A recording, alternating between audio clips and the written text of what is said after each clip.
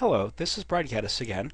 We're now going to look at the agenda for the 302 or second day of the Advanced Google AdWords Seminars. We're going to start off the morning talking about goals. Business objectives. What do you need to accomplish to stay in business? What do you need to accomplish to grow your business? What are your actual goals for your marketing efforts? We're going to walk through how to set goals, then how to measure those goals. Because once you have those two things accomplished, things like changing bids, testing ad copy becomes much easier because you should always look back to why you're advertising in the first place. What are your goals? There are four main numbers we obsess over throughout the day. The first one is conversion rates. Now, conversion rates is a simple formula of how many people visit your website versus how many people conducted some action. So if you have 100 visitors and 2 people called you, then you have a 2% call-through rate.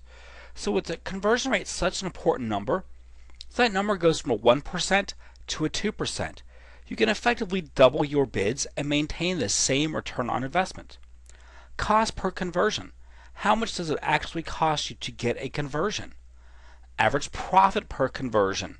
What do you make when you get a conversion? And finally, lifetime visitor values. The most expensive thing to do in marketing is get the first customer. It is much cheaper to keep a customer than find a new one. So what are techniques and other ways that you can use?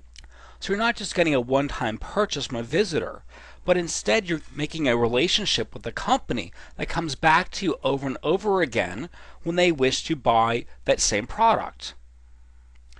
Google also has several different bidding options. And so we'll look through the different bidding options to see which one is best depending on what your goals are. Whether it's focusing on clicks, which is just maximum CPC bidding, whether it is using Google's budget optimizer. They take over the bidding for you, trying to maximize clicks. Not something most of us want, but there are times to use this.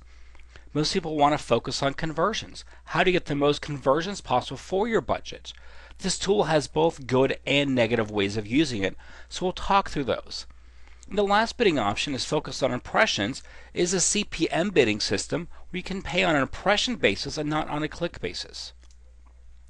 We'll talk about how to use Google's AdWords conversion tracker so that you can run reports, whether it's by keyword, ad copy, landing page, so forth, and see conversions, cost per conversions, value per click associated to those data points.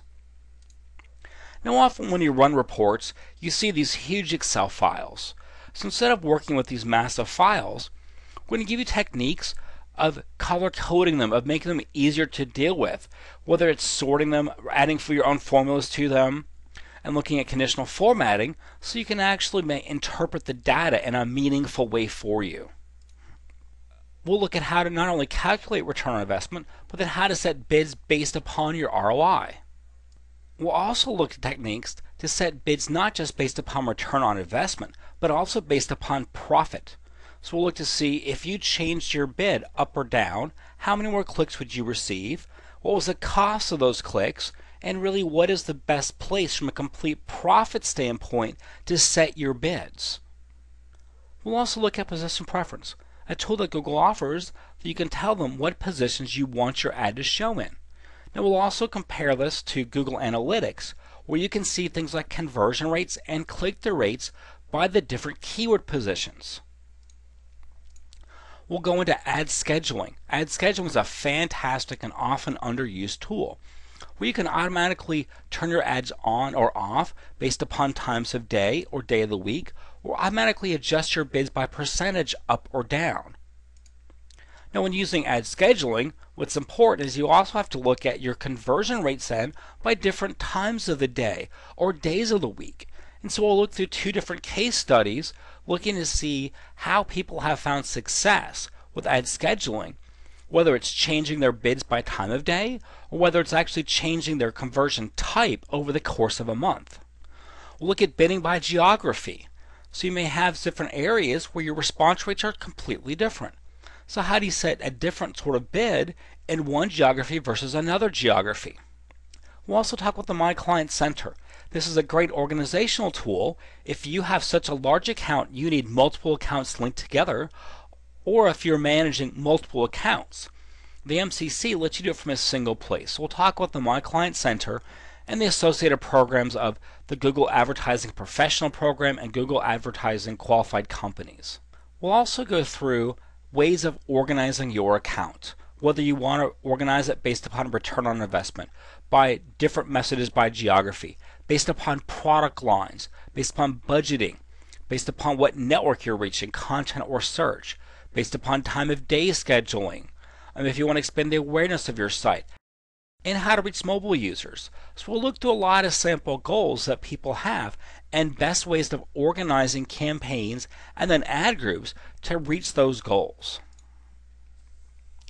Then before launch, we'll go through a fantastic section that looks at how to maximize your results if you don't have 24 hours a day to spend in AdWords. It can be hard in AdWords to figure out where to spend your time. There are so many options you can be overwhelmed.